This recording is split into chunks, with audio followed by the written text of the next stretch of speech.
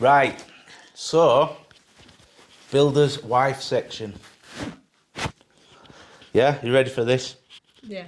Right, so as somebody that is married to a really good looking builder, yeah, Yes. when viewing a house, obviously you're not a builder, so you don't really know what to look for as a professional or experienced house viewer.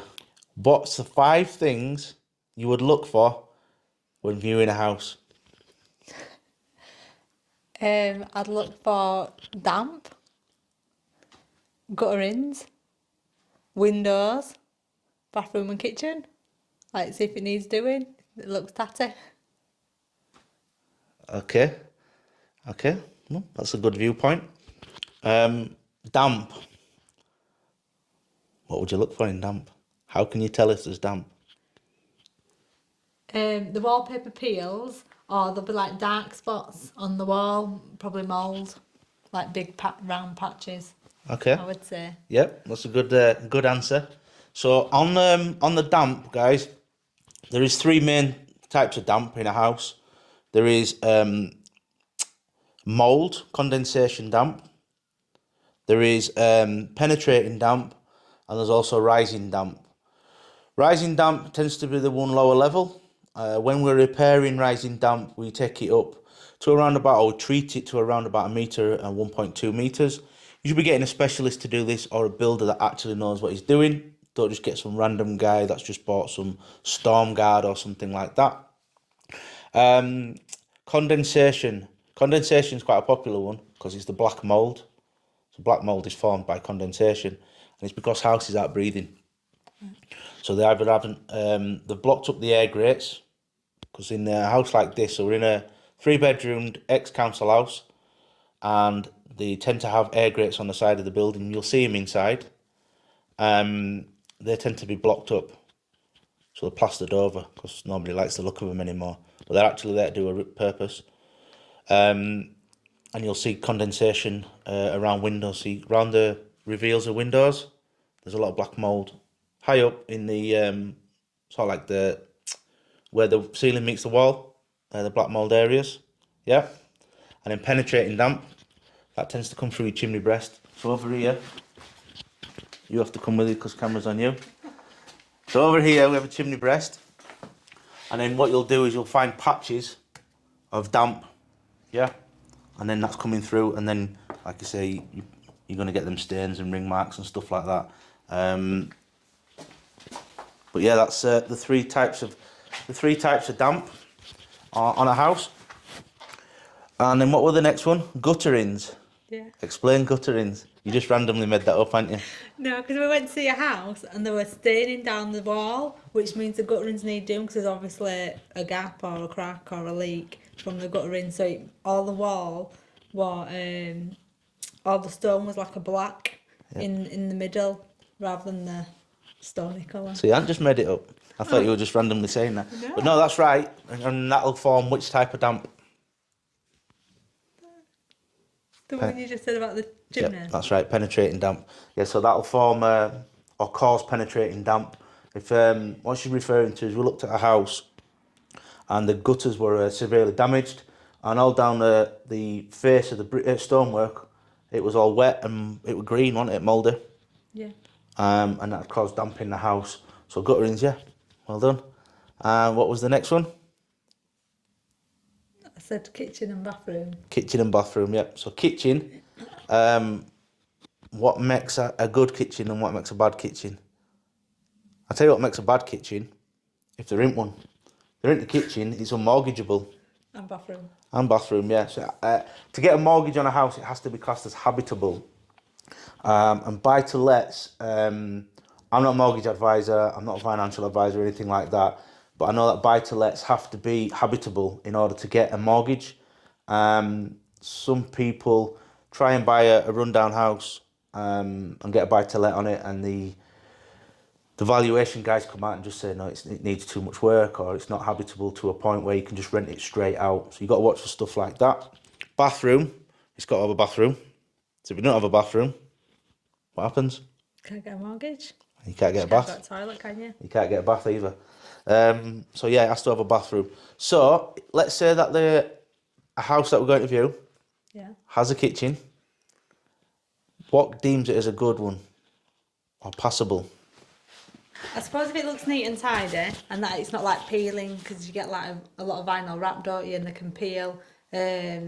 Obviously feel sturdy because like some of the worktops can drop. So yeah, I suppose I don't know, maybe give it a shake. Yeah, give it a shake, yeah. If it's Give coming loose give at it wall. a shake and see if if it's stable. You can, I suppose, look in, make sure like the shelves haven't dropped. And just make sure it's Yeah, just make solid. sure it looks neat and it's solid, really. And there's a lot of areas, so like round yeah. the sink, it can be rotten. Yeah, it can be rotten. The MDF can expand on your worktops and things with them only being wrapped. Yep. So just make sure that there's no expansion of the worktops, and there could be doors in the frame. Yep, sound. And then bathroom. What's a good bathroom? A bathroom. What's so what's a bad bathroom? A good one. I suppose if you go in, like the bath and stuff could be really cracked, but just looking at, are the tiles, do they feel hollow, like the tappy thing with the plaster, I suppose? Do they feel hollow? Are they all going to fall off and the whole wall need redoing? Yeah, so what she's referring to there with the tappy thing is if it's got old plaster behind it or it's got plasterboard and it's got wet over time, tap on it like this one. If it's hollow and sounds loose, chances are there's something going on behind it that shouldn't be happening. So if it is happening, it's going to cost you because you've got to take it all off and start again, haven't you? So yeah, tiles and stuff like that. I'm not saying start spraying stuff with a hammer, but tap on it and see if it's loose. It's a telltale sign. If it's solid, like this one. Oh, that's solid there. You can hear that. If it's solid like that, then it's a good sound to have in it. So, what else in a bathroom? Just, I probably make sure that it's, even if you're buying to let, you'd probably want it half neat. So, you get these pink and green bathrooms. If it's pink or green, I'm probably going to replace it if it was me buying one. Even if you put a white basic one in. But yeah, I suppose just make sure it's, again, like the kitchen, it's neat and tidy. It doesn't have to be ultra modern, but, at least in a colour that's nice on the eye. Yeah. And if you're buying a flip or a renovation project, BRR, where you're buying it to rent out and stuff like that, how bad do you want it to be? How bad? How bad do you want the house to be? Well, you want it to be passable, don't you? So what do you mean? What do you mean? If you're buying it to flip, if you're buying it on a buy-to-let, then yeah, it's got to be passable, it's got to be habitable. But if you're buying it on a flip, Oh, right, yeah, so you want it run down. you want it run down as possible, don't you? Yeah. And that's how you add value to a house. A house being downvalued for any reason by a valuer would be things like this, where it's really run down and tacky and they're asking more than it's worth. But you're buying it on a bridge or cash or things like that, then yeah, we want it run down really, don't we? Yeah. And then that's how you add value to it. Kitchens and bathrooms, they're the key things to look for. They add a lot of value if they're done right. Rewire, you want to be looking at a board, don't you? Fuse board. Oh, I said windows. You said windows. Well, Windows are an rewire, expense yeah. though, but we'll come to windows. But no, you're right there. But a rewire. So what do you look for on a house that needs rewiring? What's a telltale sign? The telltale sign. Or some of. Some of them are the old switches, so they're like a little handle that you switch. They're not I don't know what you call it, but normally you just press, don't you, in it? Yep. But they're like a little pulley switch. I would say them, and the board. So What's a board? What do you mean by a so the board? consumer unit where all Yep, the electric fuse board. powered from the fuse board. Yep. That I know, like a lot of them now that are getting done on the EICRs and things for the needing for law for renting properties, they tend to be metal now and not plastic. So if it's metal, it could be that it's a new board. And then other than that, I don't really know how you would tell if it's old or not. So how you tell if it's a bit older than it should be? Switches, like you said, perfect. Look at sockets and look at light fittings. Sometimes light fittings are being replaced, but if it's a tired, rundown house, that is exactly what you're looking for on a flip. You should be looking at light switches, sockets, and sort of like the styles of lights and things like that, the telltale signs.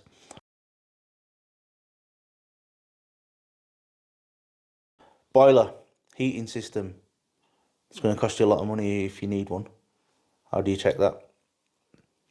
I won't really know. I know what boilers look like, and then I don't think I'd know to know the age of a boiler.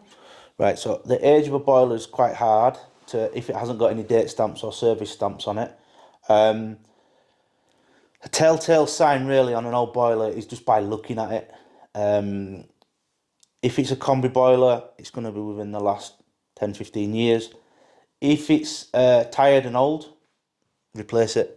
Especially if you're doing a flip, either or. So if you're doing a flip, you want to be selling a house that's up to high standards. So you want to be putting a decent boiler in, because you don't want to be selling it to somebody and then they're having to replace a boiler in 6, 12 months. It's just not fair, really.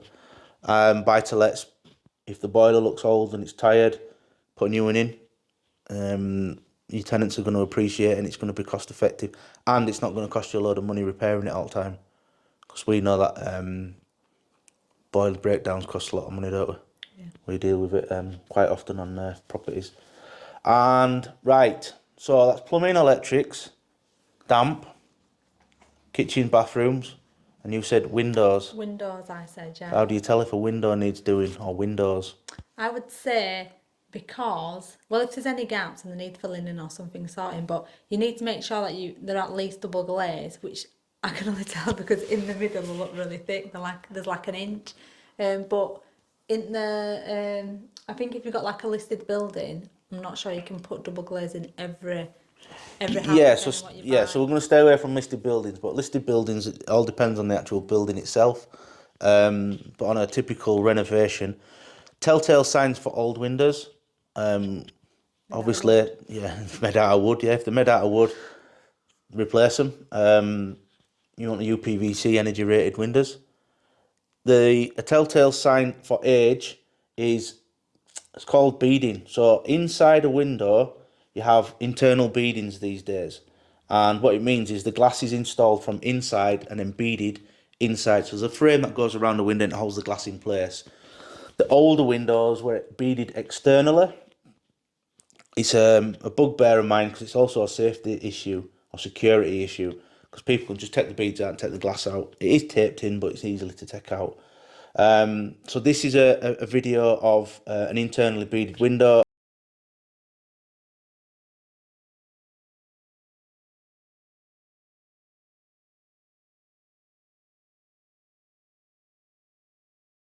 So windows is a massive cost if you got to replace them. So do you know how much a typical 3-bed semi, white windows, UPVC doors, yeah, 2 doors, and a typical house will have what, 1, 2, 3, 4, 5, 6, 7-ish windows.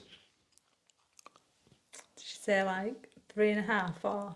Yeah, so it wants to be. It's about this day and age. It's about 4 grandish.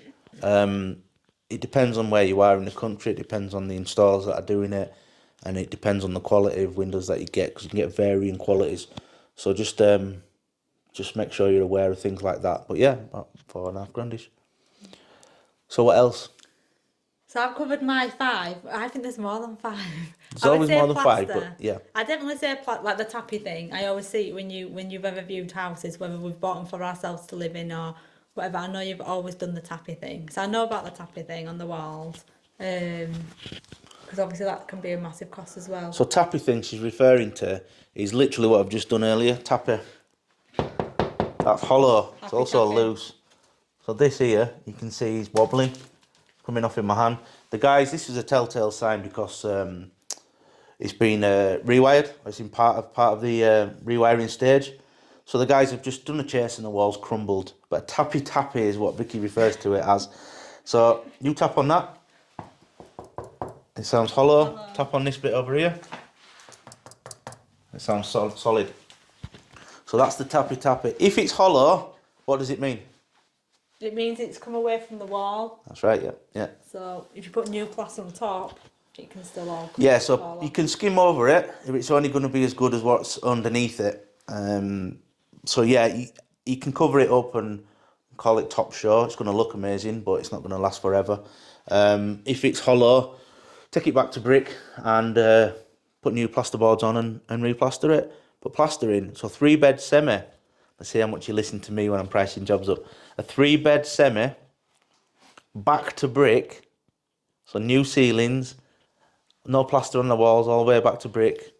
Roughly, how much is it going to cost? 5,600. 5,600. It's actually right, yeah. It's that's because we're just doing one at the minute, so she knows exactly what it is. She has been listening. But yeah, for a full 3-bed semi, back to brick, on another project we're doing, it's between 5 and 6 grand. Again, it depends on where you are in the country, and it also depends on the guys that you're using. Our team are brilliant. I'm not going to deny it. They're absolutely brilliant, and they watch this. So, guys, you're brilliant. So yeah, you're about right. But it's a cost that needs doing. If you start doing a rewire and all your plaster starts coming off, it can soon add up to a big expense if you haven't factored it into your costs when doing a flip or a renovation, etc. So we've covered the key points. You can use these things as a bargaining tool. Well, you need to do, don't you? If this particular house that we're studying now was £100,000, for example, how much all them things added up, roughly in your head, would it cost us to put right? So when we buy a house, run down, we're getting it ready to sell, how much should you allow for? I'm not going to hold you accurately, but roughly. 30 grand? Yeah, so you're about 30 grand, 35 grand, depending on the level of renovation you need. So, if a house is only worth 120 grand done up, would you pay 100 grand for it? No. 10 grand out of pocket. So 10 grand Plus out your of pocket. solicitor fees. I can't think of all of them. There's all other fees, so there's bridging fees if you're financing it, you've got mortgage fees if you're mortgaging it, and if you're using investors, you've still got to pay them back, it's got to come out of the budget. So use these things as bargaining tools to get a discount on the purchase price. This day and age, it's not easy, but they also have to realise that estate agents need to be realistic. If it's only worth 120 grand done up and it needs 30 grand, you're not going to spend 100 grand unless you're buying it as an investment on a buy to let and you're willing to have money in it. But if you're selling it, you're going to lose money, aren't you? Yeah.